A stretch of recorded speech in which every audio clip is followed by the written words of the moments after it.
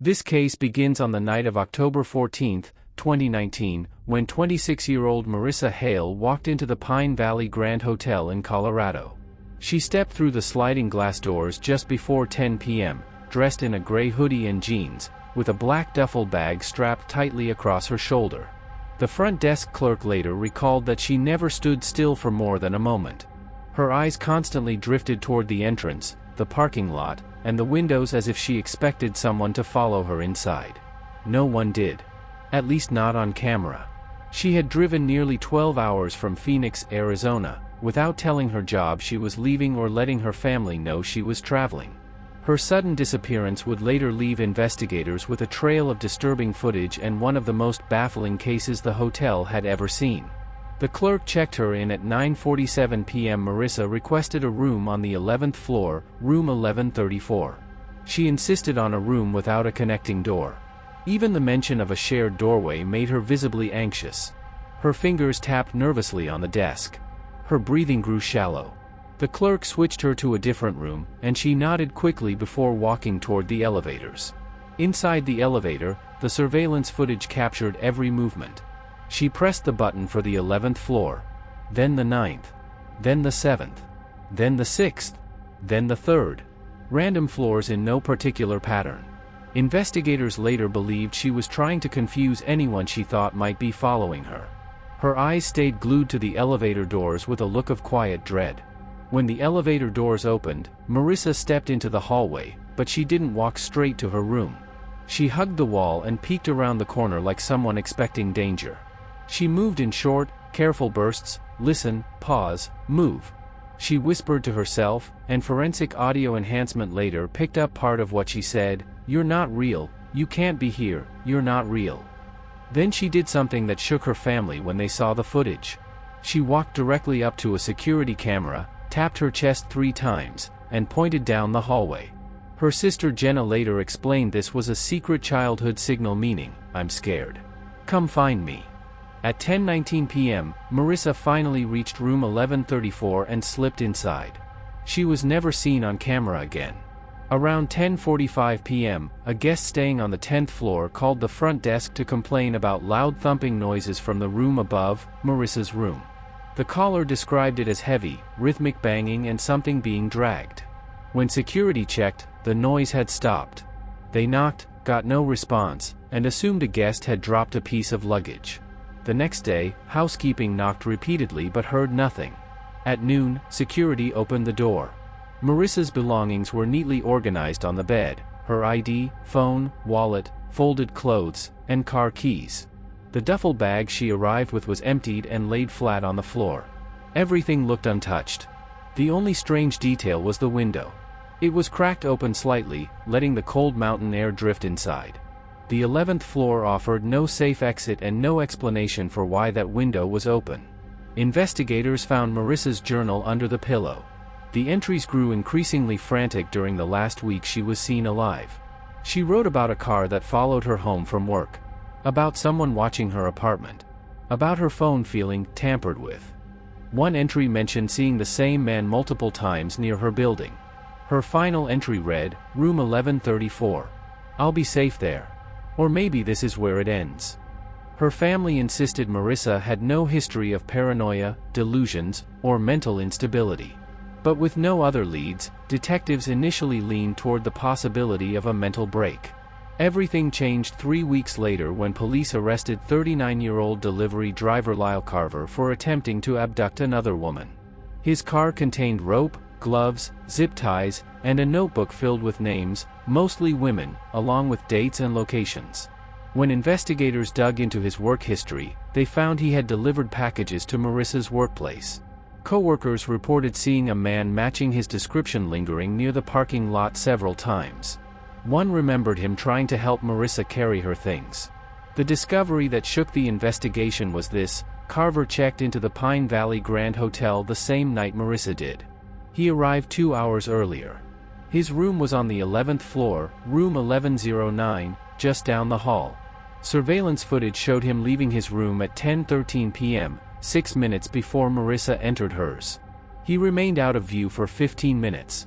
What he did during that time has never been determined. Adding to the mystery, his room window was also found cracked open when police searched it. Carver denied everything.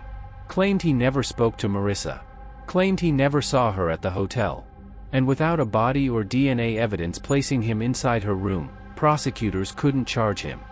In the weeks following Marissa Hale's disappearance from room 1134, investigators continued to search for any trace of her movements, hoping for something, anything, that could explain the open window, the thudding noises, or her terrified behavior caught on the hotel cameras.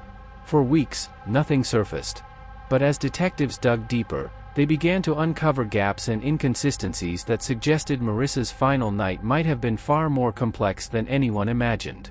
The first major development came from a guest who stayed on the 11th floor 2 doors down from Marissa.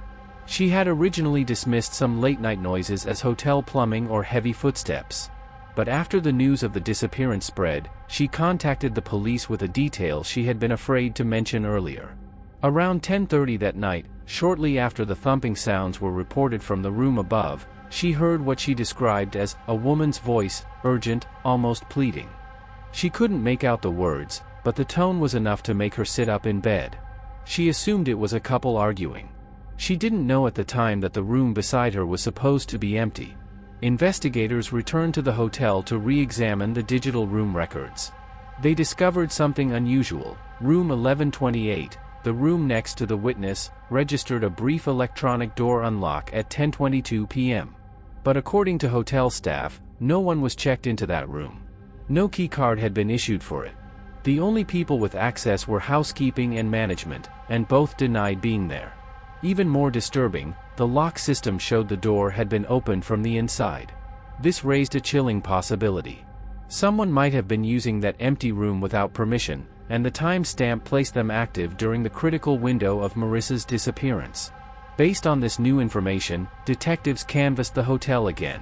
A second witness, a teenage boy on vacation, reported seeing a man standing near a vending machine on the 11th floor around 10:15 p.m. What stood out to him wasn't the man's appearance but his behavior. The man kept glancing toward the elevators, as if waiting. When the boy turned the corner, the man quickly walked the other way. Unfortunately, the boy didn't remember the man's face clearly, but he described him as tall, pale, with a dark jacket and baseball cap. Investigators compared this description with known images of Lyle Carver, the suspect from earlier, but the boy couldn't confidently confirm it. With no solid identification, police turned to the hallway cameras. Strangely, the camera near the vending machine was found to have a corrupted recording during the exact time the boy reported seeing the man. The corruption wasn't consistent with normal malfunction, it appeared deliberate. A technician later confirmed the footage showed signs of manual interference. Someone had tampered with the file. This led investigators to revisit the hotel's wiring closet, a small locked room that housed the floor security system. Access logs showed that the door had been opened earlier that day by a master key. Only 2 employees claimed to have used it, but one of them, a night shift maintenance worker named Adrian Wolf, did not show up for work the morning after Marissa vanished. Attempts to contact him failed. He had packed up his apartment and disappeared overnight. When police finally located his car abandoned at a rest stop, it contained only his work boots and a hotel access card that wasn't assigned to him. The discovery blew the case open. Investigators could no longer treat Marissa's disappearance as an isolated incident tied only to her own fears. There were now multiple possible suspects, unexplained room entries, and tampered surveillance systems. But none of it answered the central question: where was Marissa? 3 months after her disappearance, a new lead surfaced in a town 2 hours away. A security guard at an abandoned warehouse reported seeing a woman matching Marissa's description walking near the loading docks late at night. The guard said she appeared disoriented, barefoot, and clutching something close to her chest. When he called out to her, she ran into the darkness. Police searched the area but found nothing except a strip of fabric that matched the color of the hoodie Marissa wore the night she vanished. The fabric was too small to confirm, but its location sparked new theories. Had she escaped whoever was following her? Was she hiding? Or had she been taken somewhere and briefly gotten free? The warehouse sighting ignited public interest, and amateur investigators online began dissecting every piece of footage, every detail from the case. One group analyzed the hallway video frame by frame and claimed that in the reflection of a wall-mounted sign, a faint silhouette appeared behind Marissa at the moment she tapped her chest toward the camera. Although official investigators dismissed it as shadow distortion, the public was not convinced. Then came another surprising discovery. The hotel's night auditor, who had been working the night Marissa arrived, admitted during a follow-up interview that he remembered seeing a man exit the stairwell shortly after Marissa went to her room.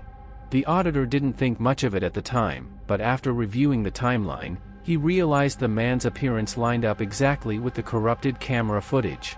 The auditor didn't report it initially because the man wore a staff uniform, so he assumed it was a coworker. When shown photos of hotel employees, he couldn't identify any of them as the man he saw.